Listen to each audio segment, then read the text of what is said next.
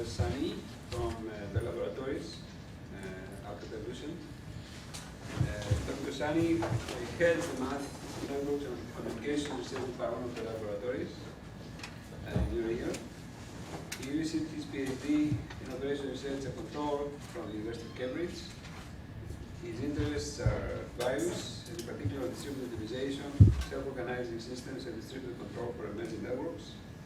He's a member of IEEE Forums and the IFIP Working Group 7.3, Computer Performance Modeling and Analysis. And currently he serves on the editorial board of Operations Research, and he has served on program committees for IEEE and Forums. So this topic is particularly interesting to our groups here, because he was actually it was instrumental to get me to go to Bell Labs about a year ago in a interesting workshop on hyperbolicity and networks, which started a lot of ideas for me and some of my students and others here. And today, so you're going to talk about the large-scale curvature of networks and its implications for network management and security. Welcome. Thank you, John. If I may, I'll take my jacket off. Sure. Thank you for the introduction and the invitation. I appreciate this. I learned a quick way to get down to University of Maryland yesterday. I usually drive, but due to time pressure, I took the train. And I realized it's actually nicer to take the train to New Carrollton. Next time I'm going to try Baltimore, Washington stop. And you can take the supervisor. I can take even the faster train. Okay, so this work is joined with Anatol Narayan from Santa Cruz. And the motivation for this work comes from the appearance of large networks in a variety of different disciplines, in biology, in communication, in internet, World Wide Web, sociology, etc. We see large data describing various forms of networks. And even good visualization for that can scale to tens of thousands of nodes like this one does not provide you with much insight as to what's going on here. What can we say about a network in summary form about its performance or reliability or security by looking at some simple metrics or measures? That was the original motivation for this work. And some of you may know that there is a fancy name for this kind of study: complex networks, network science, etc. Unfortunately, much of the work that has been done in this area focuses on parameters that are really local. For example, there's much interest in clustering coefficients. Clustering coefficients is look at the node and look at its neighbors, and how many of the neighbors are neighbors of themselves. Right? So of all potential links that your neighbors can have with each other, what percentage is actually there? So that gives you something about the local structure. It tells you nothing about the global structure. Right? By the same token, there's a fair amount of actually enormous literature on degree distribution. And this is a very interesting realization that in many of these man-made or natural large networks, nodes have degrees which have distribution that have power laws. Interesting. What does that say about the overall network? Not clear. What actually is causing the power is not clear. So when we started on this work, we thought we should try to see if we could use some fundamental properties, geometric properties or topological properties, that could perhaps tell us something about networks in the large. And that's the goal of this program. We have made only a few steps in this direction. There's much work to be done. As you will notice, some of the techniques and tools are probably not the standard ones that are used in engineering science, and that perhaps is a good thing because it leads us to learn some new methods and tools, techniques. Okay, these two fundamental properties of objects in space, one is dimension. When you have something, how much of the space does it occupy? And usually, the intuitive notion of dimension is degree of freedom. In how many ways can you move? Front, back, up, down, etc.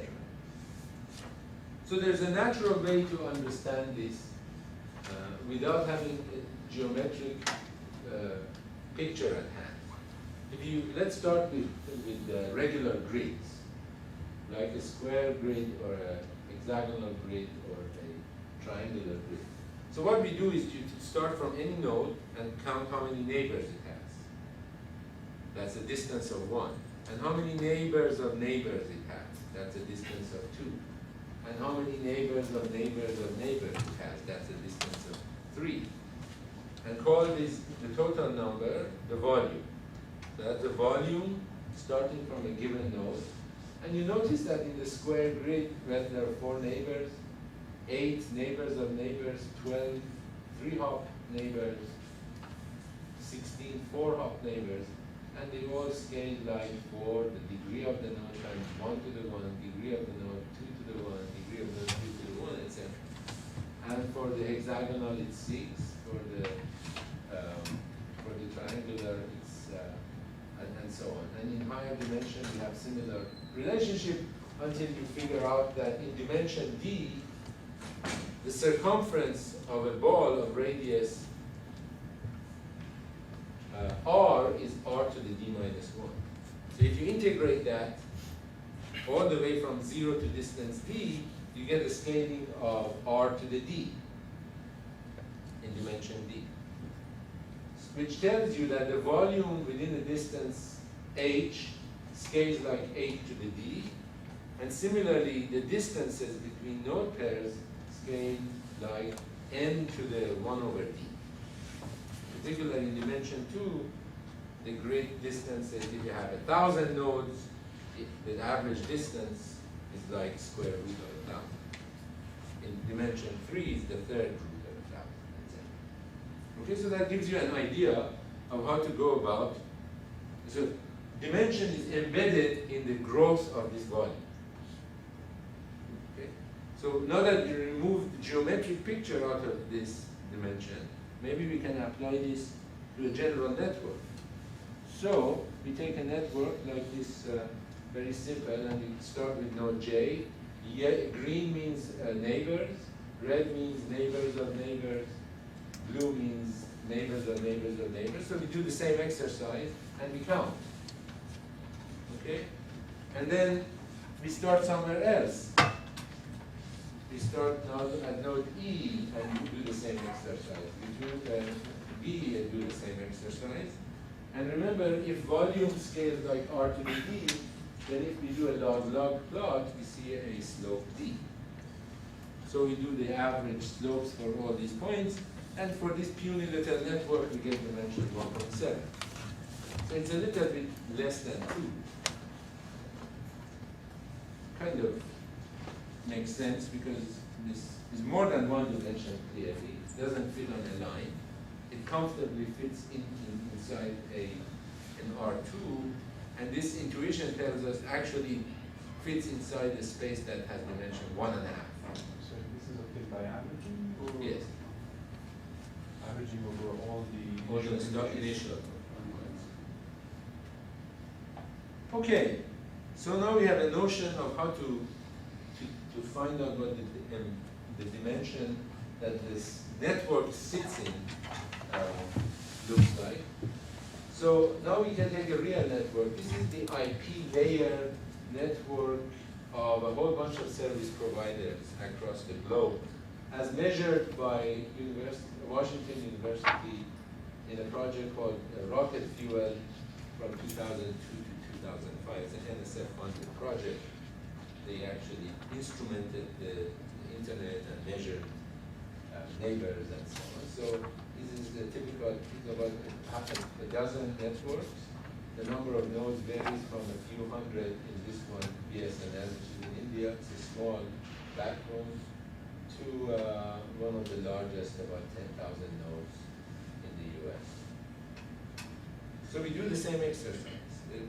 The topology information is not quite there, so we have to do some cleaning up the data, get an adjacency structure. And what do we find? Look at the scaling of the shortest path through the exercise that I just went over, and we hope to see something like n to the power 1 over d, and then d would be our dimension. But when we go through this exercise, we don't see h scaling like nth root of d root of n for any d. It's more like log of n. And log of n dimension is typically associated with the infinite dimension. The growth is exponential. The typical shortest path is very short. Okay? So one piece of evidence we get from data is that at least the rocket fuel networks don't have finite dimension. Okay. So that's one. The data, all these numbers are obtained by taking the entire data set or just kind of sampling the data set? You mean how Washington University inferred the topology? Well, they basically did a huge number of trace routes, and they stitched together the information. So from that, they discovered, 128.96.96.001 is a neighbor of 125. So the issue that trace route has some biases, does this come in play here? It probably does. However, what we are interested in is an abstract notion of connections between the IP cores. We're not interested in where the routers are. That's another interesting problem that a lot of other people are interested in. We are interested in graph structures and what they look like. The logical graph structure. The logical graph structure. Yes? Right, I want to ask you, so the first few examples you gave was computed dimensions. The space was completely homogeneous, right? You were trying to The grid one. Yeah, the grid. Yeah, exactly. But then the next example, It's not. Yeah. So I was wondering. I mean, presumably the network graph will have slightly different structure in different parts. Yes. And do additional considerations have to be made for non-homogeneity of the space when because you're averaging? Well, you take the worst. You have a lot of freedom here. After you go through this exercise, you may take the largest dimension that you get. That will account for the most densely connected piece, if you want. Or you can average it to come up with a typical number. Maybe. At this point, since we are getting infinity, it doesn't really matter whether you take the max or the min. They're all the characteristic path length scale like log, which shows you that D has to be infinite. Okay.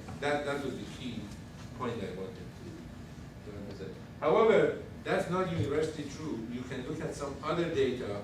For example, if you look at the data of connectivity of airports as flights, American Airlines flies from city A to city B, so you can connect city A to city B because American Airlines has a direct flight between them.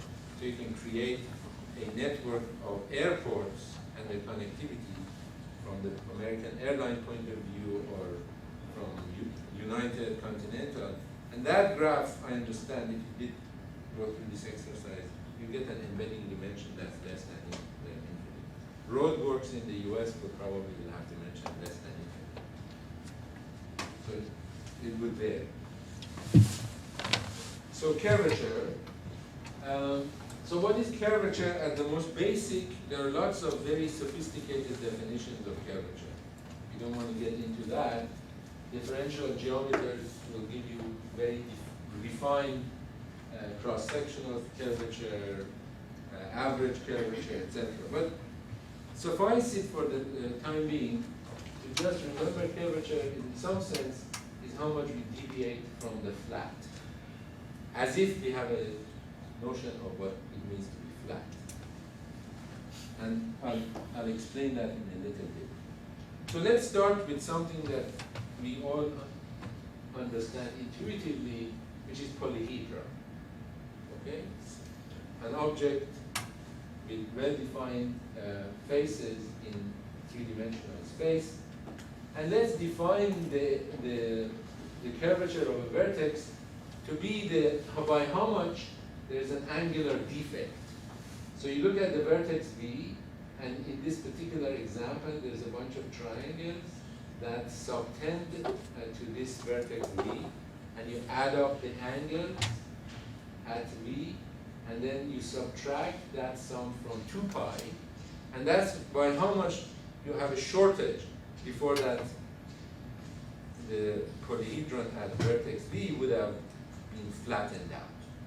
That's the defect. By the same token, you could have other shapes, almost certainly not convex, for which the sum of the angles would exceed 2 pi, and then you have an angular excess. Okay. So let's call this, when you have angular excess, you say that this curvature, local curvature here is negative or hyperbolic, and when it's positive, say it's spherical. Is it true that if you have a convex thing, it's always positive? Polyhedron, yeah. You can try that as an exercise. So in any case, by Descartes' theorem, these angular curvatures as I define them, add up to 2 pi x of p polyhedron. X is the Euler characteristic. Remember Euler characteristic, the number of vertices minus edges plus number of edges. Or a better way of thinking about Euler characteristic, V is the number of zero-dimensional portions of the shape. E is the number of one-dimensional. F is the number of two-dimensional. And so you can generalize. Any shape has this kind of signature. And in 3 dimension, if you don't have a hole, you get 2. And you may remember this from some geometry course. So we have this relationship, and that gives you the total curvature, which is determined, interestingly, by the Euler characteristic of the shape. So once you go through this exercise, defining the curvature at the vertices, add them up, then it all goes back to a basic fundamental characteristic of the shape, which is the number of holes. Now, we can do this for a planar graph. So let's define the combinatorial curvature at a vertex. So you have a vertex here, and it has, because the graph is planar, you have faces. These faces have a number of sides. Some of them are triangular, some of them have 5 edges, etc.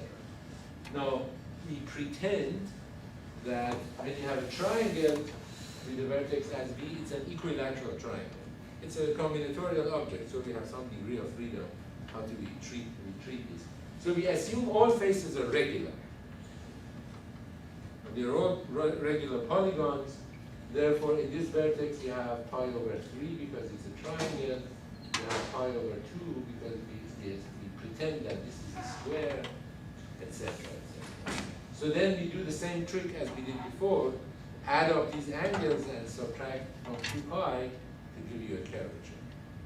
So we call this actually is due to Higuchi, and you can go through the exercise and you come up with a neat formula that the curvature at vertex V is 2 pi 1 minus degree of it in the node divided by 2 plus sum of 1 over f, where f is the number of sides of a face that has V as its vertex. So that's called the combinatorial curvature. And again, there's a more general version of Descartes' theorem known as Gauss-Bonnet theorem, which says if you add up these curvatures as we've defined, you get 2 pi Euler characteristic, 2 pi 2 minus 0, and you might have holes, so you get 2 pi 2 minus g, where g is known as the genus of the graph, which is. So this definition is recent, I mean, Higuchi is. Yeah, Higuchi actually noticed that he actually works in interacting particle system, physicist, I guess, mathematician by training. But he realized that this notion of curvature, he calls it combinatorial curvature, is actually very useful to define for this grid-like shapes that you get from things like Markov random fields and so on. Okay, so now we have a well-defined notion of local curvature for planar graphs. Yes. One more question. So in the summation, in the shaded portion, you indicate here sum over nu belongs to f. And then if the f here, I thought. This is the same thing that we did before. Yeah, so so the thing is that 2 by f minus 2 over f is the angle if you have f sides on a face. Okay. That's, you remember from geometry, Yeah. if you have a regular f gun, Yeah. the angle is 2 pi f minus 2 over f. Okay. 1/2 of that. Okay. And then you add those up, and then you get this, which is the minus. So 2 pi times 1 minus degree over 2 plus 1 over x. 1 over x. This entire discussion is based on a particular representation of the graph as a geometrical object. Well, actually, if you remember, I cheated. I said, let's pretend that all faces are regular. And I understand that, so that means you have a particular representation of the graph as a geometrical object. Yeah, right, except with that, just be careful, because you may not be able to realize that geometric object. Oh, I see. Because you remember, this, if you try to draw this as a square, and this one as a regular pentagon, then the shape doesn't work. You get something distorted. But my question was, is this the only way you can do that? No. And if not, you get different Gauss-Bonnet type results. So the answer to the first part is, no, this is not the only way you can do it. And the answer to the second part is, yes, you get back to the same results. So, That's called, I'm not going to talk about that, that's called discrete curvature, which is something that differential geometers actually define. With any realization of this planar graph, with length drawn to scale, you can actually calculate the angles. You can add them up, and you can go through this exercise, not the combinatorial version, the real version, and then you essentially, through the same theorem, you get 2 pi times the order characteristic. So the thing is that with this discrete curvature notion as opposed to the combinatorial curvature, the individual KUs could be different. Yes. But the summation. The summation. Right. So the summation is an invariant. That's the key message. But and I'm actually getting there. Just two more slides then, because this is not limited to just planar graphs. Now take an arbitrary graph. Okay. Now arbitrary graphs do embed into multi-hole donuts. This is a fairly deep result of Ringel and Young's from the 60s. So if you have a finite graph, you can always embed them on a surface, which is like the surface of a sphere, but with a certain number of holes. The minimum number of holes that you need is called the genus of the graph, and the genus is less than roughly this parameter, n squared. Okay, so let's look at an example, K5, the complete graph on 5 elements. Its genus is 1, so you can draw it on a donut, and that's one draw. However, to define curvature, we have to do a little bit more work, because as you can see, faces are not well defined here. I mean, the faces are kind of very odd patches of, if you cut up these faces, you get some very odd things that may have distortions and twists in them. So in order to define that better, we use another result, which is the following, that not only the graph can be embedded in a multimode torus, it can be embedded strongly, by which is meant exactly what I was referring to, that each face is very close to this shape of a disk. Or as they say technically, it's homeomorphic to a disk. Okay, this is called the strong embedding of a graph. So unlike the previous embedding that you saw, this is the embedding of K5 on the torus. And the nice property of this embedding is that now you have well-defined polygons that subtend at each vertex. So I can count how many triangles or squares or pentagons or hexagons or octagons are subtending at a given node. And I use the Higuchi formula, and lo and behold, it all works out. And this time I need the genus explicitly here, 2 pi times 2 minus 2g. So you can see that if genus is greater than 1, the sum of the curvatures is going to be negative. So we get something that has a curvature that is negative in total if genus is greater than 1. So in theory, we can take one of these large graphs, doesn't matter how many nodes, we embed them in the appropriate torus, then we can go through this exercise finding the strong embedding. Add them up. If we know the genus, then we can tell how much negative curvature in total there is. That's a lot of work, but it tells us something about the graph. So in the previous slide, where we quoted the Raynaud-Young's theorem, you indicated the genus is the minimal of the graph is the minimal such G, right? It's the minimal G so that you can embed the graph. So is there any methods known to uncover this from It's a hard problem. So I will explain that. I have taken you. So for the same reason, curvature also. Yeah. So that's why we need something else. This is an introduction of curvature, but why we need to do something else, and that's precisely what this slide is attempting to do. So we have flat spherical hyperbolic, and it's not easy to compute the Euler characteristics for a graph, especially if there are too many nodes.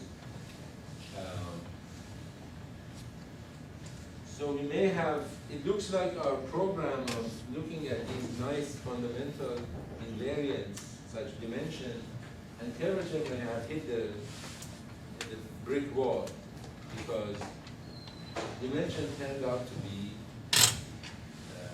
infinite, and curvature seems to be very hard to compute. So what progress have we made? But before you go any further, implicit in all of this is the assumption that dimension and curvature have something to tell us about the network That was- being exploited, That was an assumption. which you haven't really developed yet. That's just the plan. Say, let's see if these two notions that play such an important role in geometry, whether they can tell us something worthwhile about large graphs. Because if it's infinite, Then maybe it doesn't. it doesn't really tell us much. So at some point we were also quite disappointed that our program seemed to rapidly come to nothing. Right? Fortunately, there was a ray of hope, and that's what I'm going to be talking about But there's next. another question, right? The question is, can I detect which type of curvature I have Yes, with computational tools by a subset of the graph? that's correct. And you will hear a partial answer to that in the next half hour. Okay, so we are all clear. So here is where some alternative comes our way. We are not bound by the Euclidean geometry of shapes. There are some very interesting metrics that you can define on well-known shapes that gives you very unusual consistent geometries. An example is this metric that's defined in the unit circle. So the unit circle in the Euclidean space is well understood, you know what to do. Unit disk. Unit disk, yeah. However, and the unit disk with the standard metric doesn't have the denominator. Okay? Now we put the denominator here, which tend to take the unit distance to infinity as we approach the boundary of the disk. Okay? The unit disk with this metric is known as the Poincare disk, or H2. And this, you can verify that this is a bona fide metric. It meets all the characteristics. And this metric creates a different geometry inside the unit disk. For example, lines are parts of circles that are orthogonal to the unit disk. So shortest path, so from P I have shown you a whole bunch of lines that go through P. And notice that none of these many lines intersect this other line, L. This kind of geometries were invented to show the fact that you don't need the parallel axiom in Euclidean geometry. As you can see, each one of these lines that I've drawn here is parallel to L because they don't intersect. And there are many such lines. So this was done over 100 years ago for a different purpose, but they came up with these weird metrics. And these weird metrics tell us something very interesting, in that locally this space, the Poincare disk, has two dimensions. So if you look at small patches, any area, you can ignore where it is, so the denominator becomes a scaling factor. So the differential of a length is dx squared plus dy squared, just as you would think. However, at the large scale, this thing has infinite dimension, just like the networks that we were looking at. And what I mean by in the large scale it has infinite dimension is that the shortest path scale logarithmic, which is exactly what we observed in the rocket field data. Okay. Now, we are not used to working with continuous shapes. Fortunately, the Poincare disk comes with a variety of scaffoldings, or grids, or tilings. Okay? And in fact, there's an infinite number of them. If consider the regular graph, which has degree q, where the faces are p-gons, P and Q. If P minus 2 times Q minus 2 is equal to 4, we get flat, the grid that we get is flat. In fact, there's only 3 values of P and Q, and those are square, triangular, and hexagonal lattices that we've seen. If P minus 2 times Q minus 2 is greater than 4, we get infinitely many tilings of the unit disk, and I've shown you some of them. Again, we have to, there's distortion here, because this is supposed to be a regular hexagon. But I can't show it to you for real, because we live in a world in which metrics are different. So this is the best we can do for this regular hexagon. It has 6 sides. But you get the idea of how it works. Okay? So we can use these tilings as prototypical networks for the purposes that we have at hand. They have nice characteristics. So if you calculate the Degucci curvature at each node, it comes out negative. You get exactly 4 minus Q minus 2 times P minus 2, which we know is negative. So the curvature at every, there's an angular excess at every node. And it has exponential growth. For any P and Q, you can actually compute the number, the volume of a ball starting from anywhere. And it grows like lambda to the radius r, where lambda depends on P and Q. In particular for 3.7, this particular grid, lambda is the golden ratio. So you can calculate exactly how fast it grows. And then the geodesic grow logarithmic order n. Anything that has exponential growth will have logarithmic scaling of shortest paths, right? Is that clear? Because you go r steps away, and then you have some lambda to the r, so what's the diameter? The diameter is 2r, and that's scales like the log of the number of nodes. Okay, now we need a This revision. is important because I can embed any graph in the subset of these graphs, correct? You can embed any graph, In the subset of these graphs. not these graphs. This is the infinite, if I take the infinite degree, the infinite degree regular tree, I can embed in a hyperbolic space, and then I can embed, if I take a spanning tree of any graph, I embed it in a subset of the infinite degree tree, so any graph is embeddable in a hyperbolic space, and it will be a part of that. Well, what you say, That's an old theorem. well, yes, but you have to be careful. This particular set, they have well-defined faces. So P and Q are finite. Right? So they don't include trees. They don't include tree. No. Unless you take P to be infinite. If I cannot get a spanning tree for this graph, You can, right? So, but the spanning tree is something different. I mean, but if I get a spanning tree, right, yeah. then I can take any graph, and I can map the minimal spanning tree of that. Yeah, I mean- to the spanning tree of Q, so I. Right, yeah, I mean, for I'm example. just embedding the points, I make no statements about distance, it's just a Yeah, point. you can always embed, yes, I mean, in some sense, as soon as you have a tree, Right. you can embed it in the hyperbolic tree. Most people will do that, is take the so-called infinite irregular tree, Yeah. which gives you unnoticed tessellations or Right. things, and then. Yeah, so that's true. In this particular, I was playing with finite P and Q. I'll come to that. Right. But that's correct. Any tree. So here we want to define a to avoid this whole thing about toruses and donuts and so on. And there is a more general definition of negative curvature. It comes from a very unusual direction, but let's not get into that. But this definition of curvature is due to Gromov, and essentially it defines it in terms of the proximity of sides of a triangle. You take an arbitrary triangle, and if you can find a universal delta such that the sausage that you draw around any two sides, the union of the two sausages includes the third side.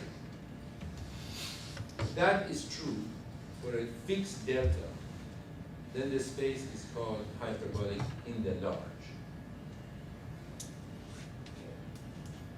So for example, for Poincare, this delta is natural logarithm of square root of 2 plus 1. You can prove that to yourself if you want to learn a little bit of hyperbolic geometry. And the proof goes something like this. You find the largest inscribed circle inside any triangle. Remember, the fact that it's unit disk doesn't mean that distances are finite. It's the unit disk for us in the Euclidean space. But inside, because of that 1 over 1 minus x squared minus y squared, distances go to infinity. So although AB looks like it's a small length, its length could be infinite.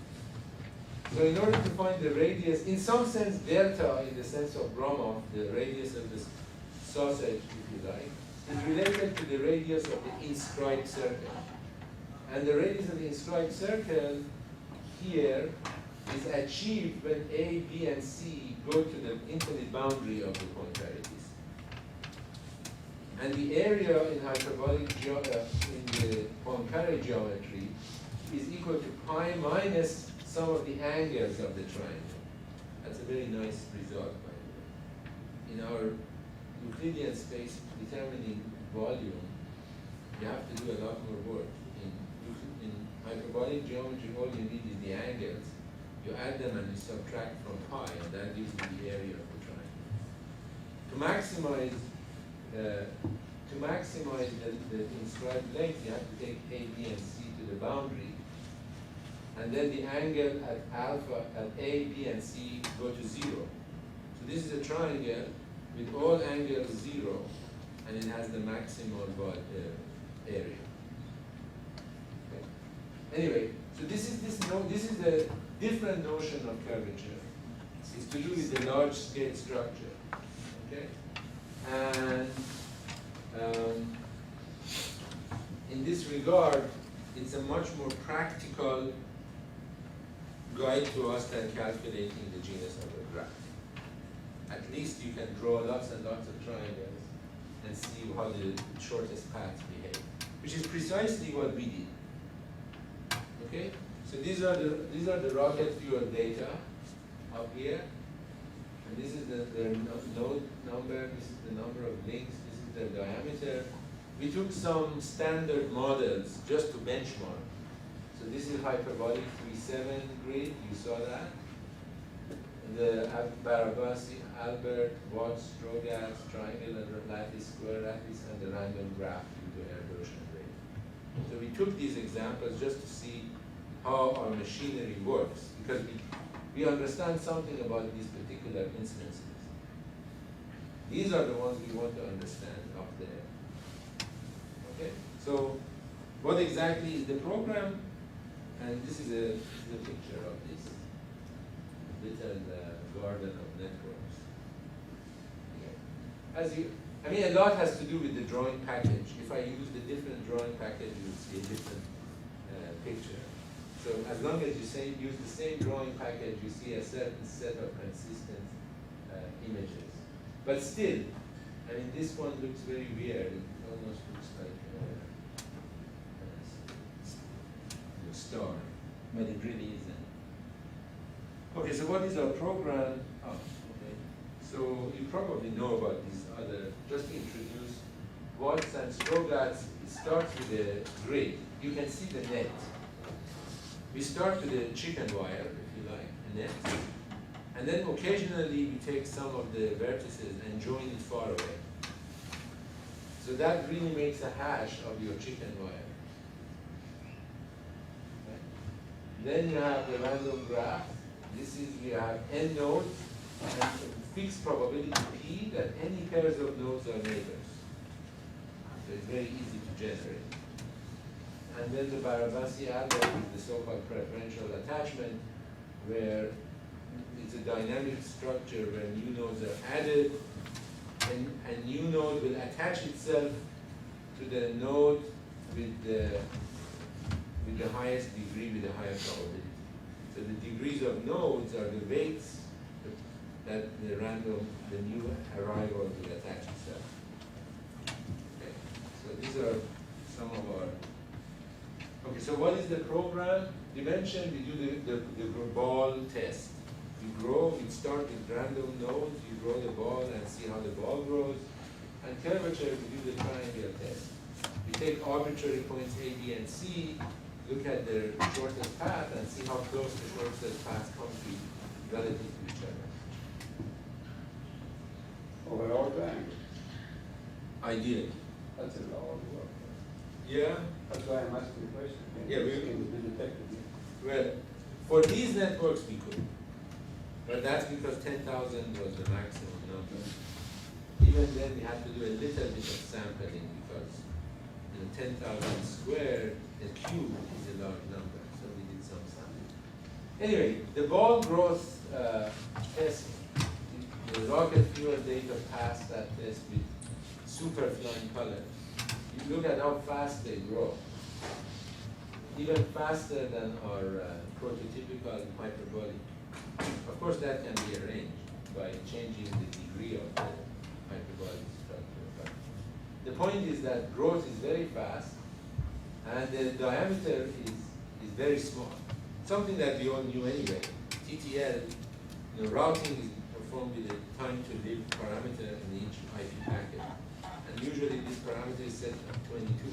Means a router sees a packet, it routes it and reduces the TTL parameter by 1.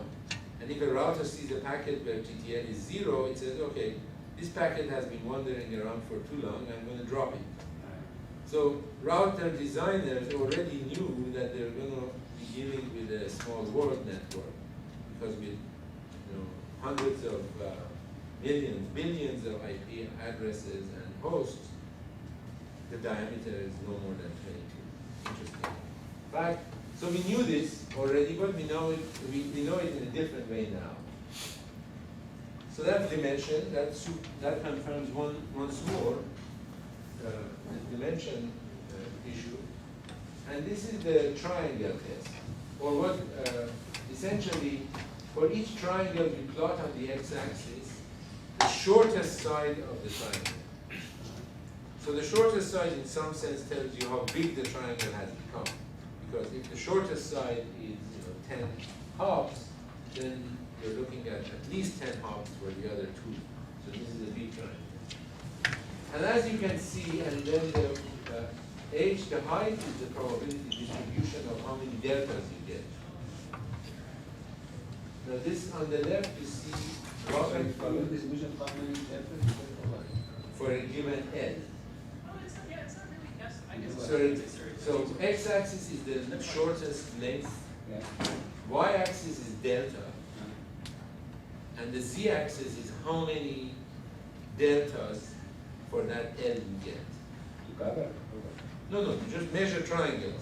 For the same shortest side, you get many triangles that have a given delta, and the height shows how many. And then you normalize. So that's the probability. But the key point of this plot is the following: that as you go to the bottom, as you enlarge L, you see that delta is increasing, which is not surprising. However, it never seemed to exceed 3. On the other hand, this is for rocket fuel. On the other hand, on the right-hand side, I have the same plot for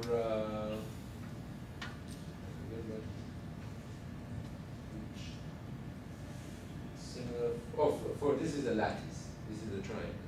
As you can see, as L increases, delta increases, so the ridge is moving to the northeast here. So the important graph is the plane, I'm coming to that. right? Because that one tells you that we have an increase, right? Right. So this is what we call a curvature plot. Right, yeah. So the curvature plot plots L, which is the size of the shortest size of the triangle, and here we show the average delta. And you see two regimes here. The regime at the bottom, where deltas seem to stabilize and flatten, and you see another regime here where deltas seem to be growing. So these, we expect from these experiments, this is experimental science so far, nothing has been proven yet. So you expect the one with the curve to be hyperbolic. We expect these to be hyperbolic, Right. where delta is flattening out, it's not growing. And these to be non-hyperbolic. And these include, look what they include. It includes Watts and Strogatz, triangular, square lattice, Iraj and ray. Three that you mentioned are probabilistic object. So is the curve here for a particular sample path, or is it average over? Average, expected delta. So it's average over how many repetitions? Of all the triangles, we actually, No, for no, most but- instances, No, we that's look. not what I mean. What I mean is that you generated Iraj Saniee. Oh, for the Iraj Saniee, right. So is this for one particular realization? Or No. is it average over Over many, how many are we talking about? thousands. I'm surprised with that you get the WS to be like that. No, it's not surprising, because even though it has small diameter, there is a grid embedded through. You can make triangles to go further and further out. Those those small percentage of connections reduce the diameter. So actually, that's a good example in that We are not just talking about small world here. There's more at work. That's what you're saying. Yes. This analysis goes beyond Yes, what small one world. would expect from small world like Exactly. Yes. So is the red and the black graphs, red squares, the Volta-Strogatz and Iraj Saniee, they seem to be kind of flattening out. Okay. So certainly for the triangular grid, you expect it to keep going, right? Yes, yes. So this could be due to two factors. One is that, exactly as you said, Iraj Saniee is really hyperbolic, but the delta is very large. Or, because I'm reaching the boundaries, after all, because it's a finite network, at some point I'm going to run out. And delta doesn't grow. Okay? So we can address that So this explicitly. is like, for these two you make the same boundary effect. Yeah, well, I know exactly, but before, so I'll answer that question exactly.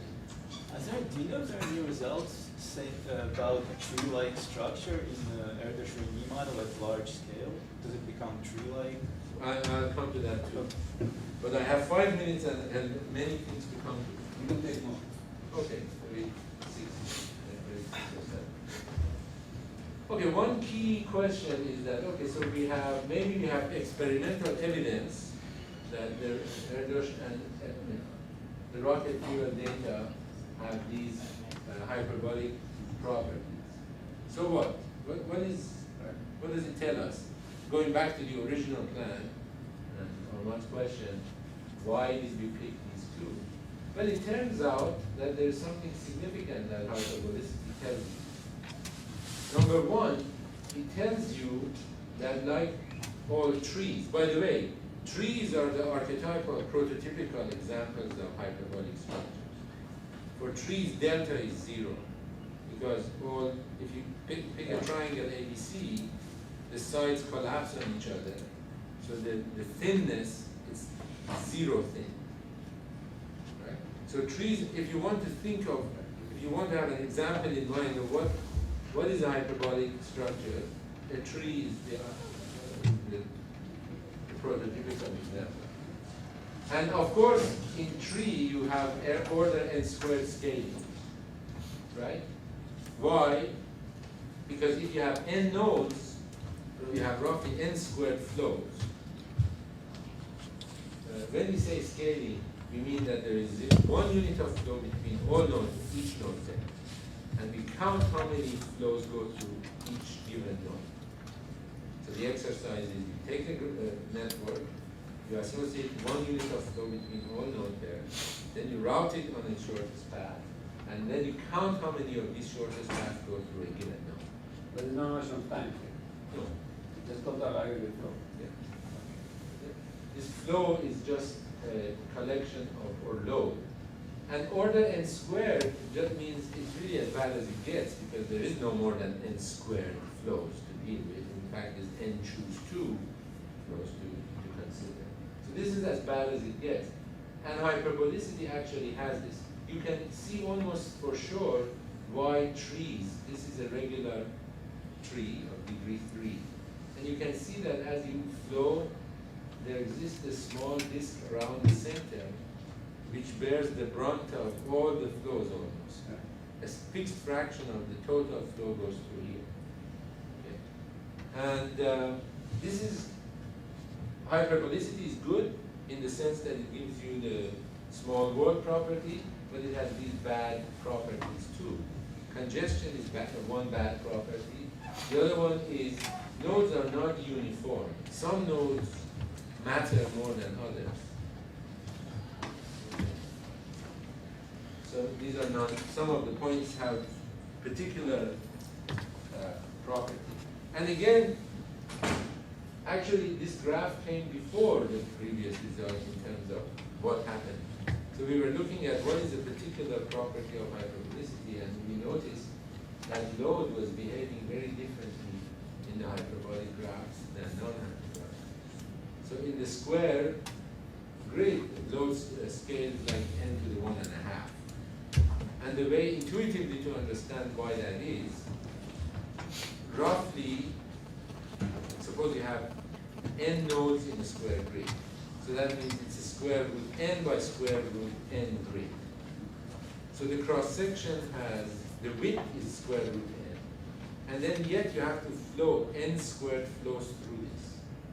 So you get n squared divided by square root of n. So you get n to the 1.5 is the flow. So this also showed us experimentally that this property. And by the way, this is a more important signature of hyperbolic structure than the delta. So this is another way of measuring that property. Okay. So here is a few observations.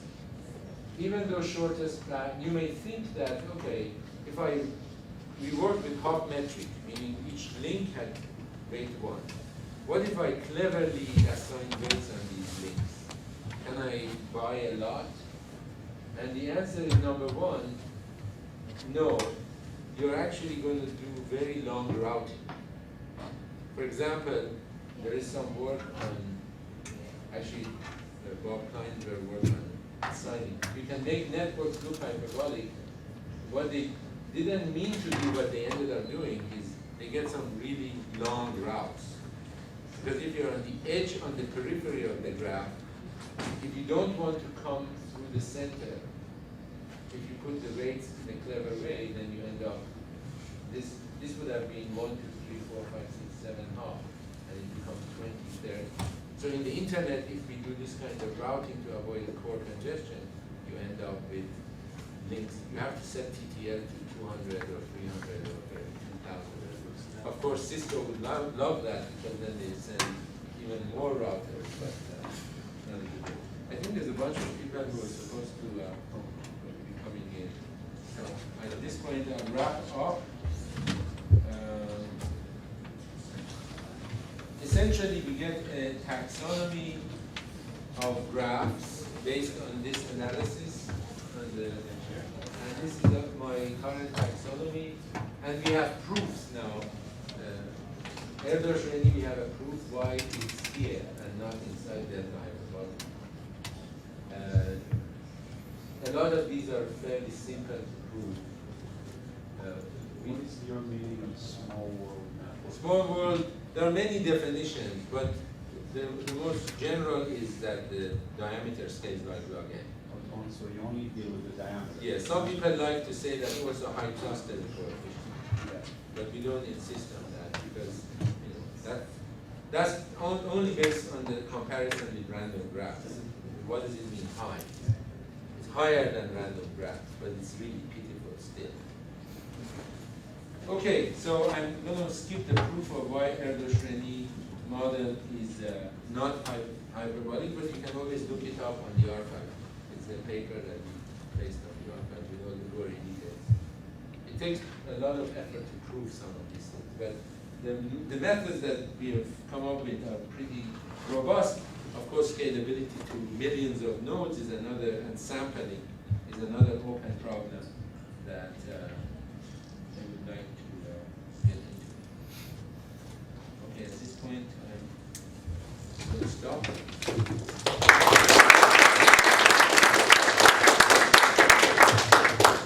So, do we have a little bit of time for a couple of questions? Any questions? Let me ask one.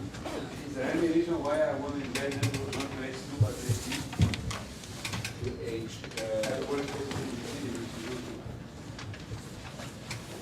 Why you wouldn't want to? Why would I want to do it in H3 and not H2? Oh, no, there may be good reasons to embed in HD. Right, that's what I think of what. Well, if you think about it, I'm just trying to get your attention to mine.